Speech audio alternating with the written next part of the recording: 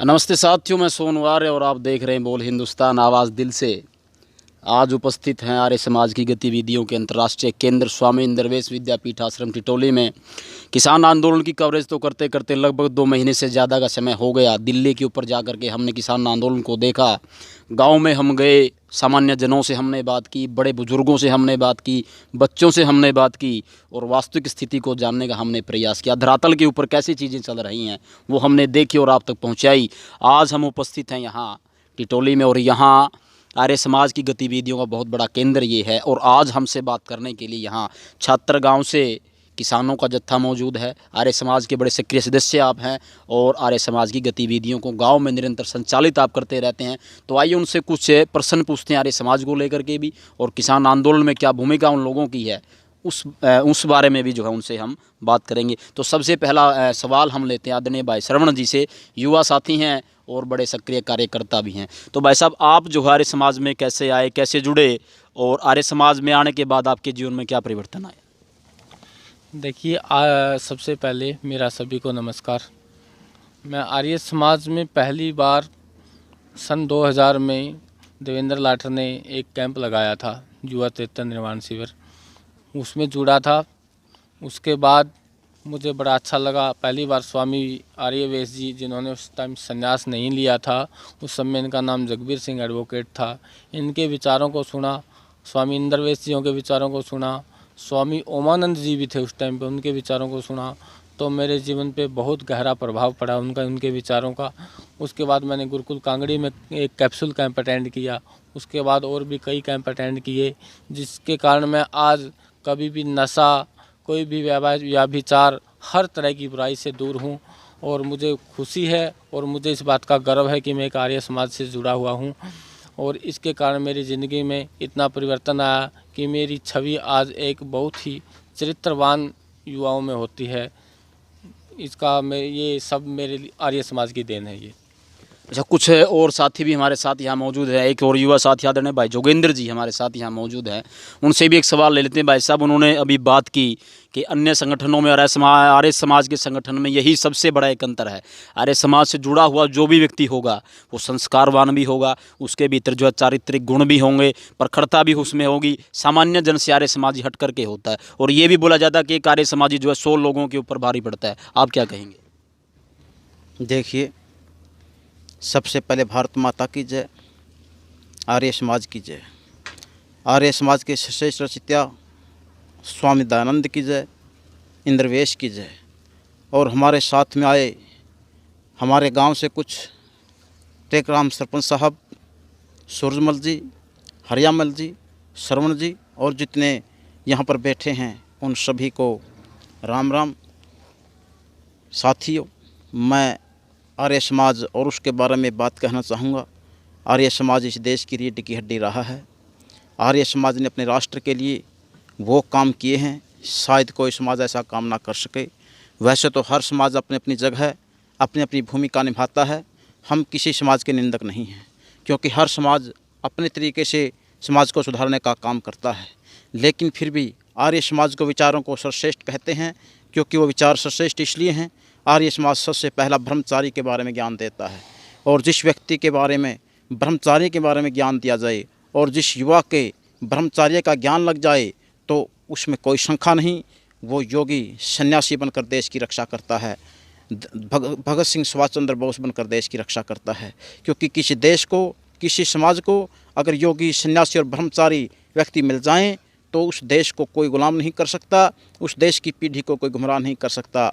आर्य समाज की मैं एक बड़ी देश पर एहसान मानता हूँ कि आर्य समाज ने आज भी वेदों की परंपरा को कायम रखा है। जिन वेदों से सृष्टि का निर्माण हुआ, जिन वेदों से सृष्टि का संचालन हुआ और जिन वेदों से यह सृष्टि चल रही है, उन वेदों के रचयिता ब्रह्मदेव के संचालन को आज आर्य समाज इस दुनिया के सामने रख रहा है।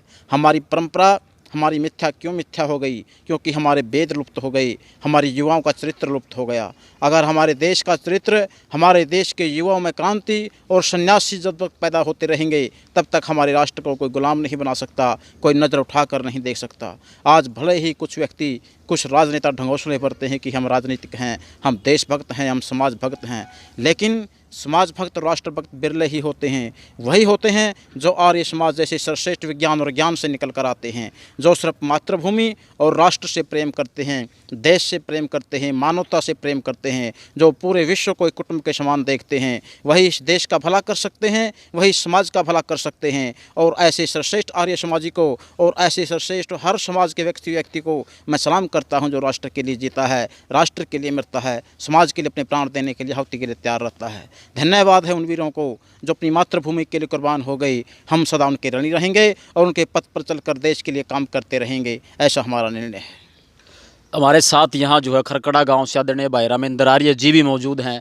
आर्य समाज के अच्छे कार्यकर्ता हैं और एक उपदेशक के रूप में भी आप काम करते हैं। उनसे भी एक सवाल लेंगे, उनसे ये पूछेंगे। भाई साहब, आपसे हमारा प्रश्न ये है, देश में संगठन तो पता नहीं कितने, आज हजारों संगठन हैं, काम भी कर रहे हैं, बहुत लंबे समय से भी कर रहे हैं, परंतु आर्य समाज ही क्यों? आर्य समाज के पास ऐसी कौन सी ताकत है?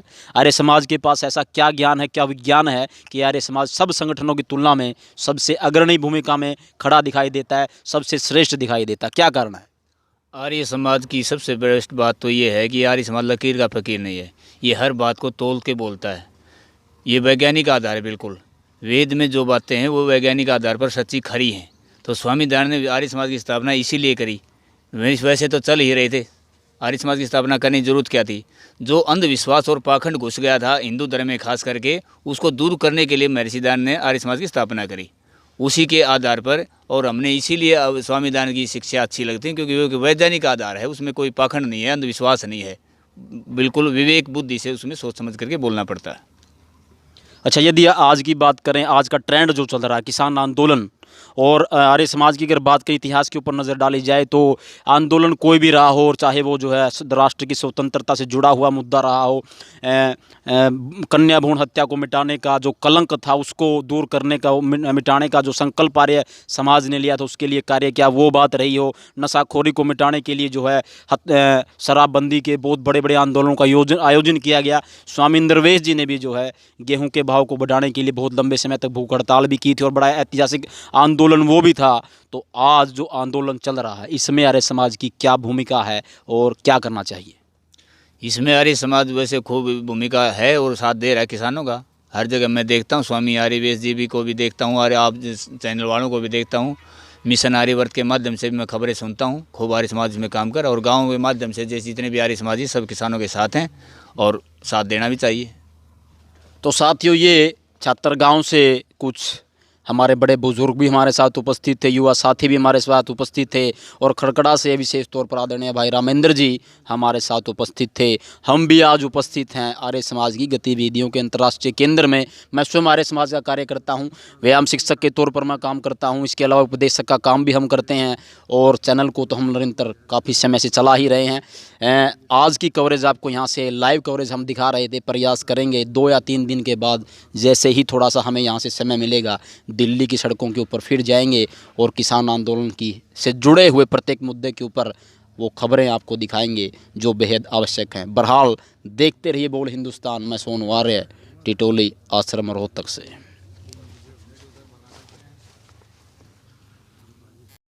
साथियों, ज़्यादा से ज़्यादा हमारे वीडियो को लाइक करें, शेयर करें, कमेंट करें और चैनल को सब्सक्राइब करना ना भूलें। धन्यवाद।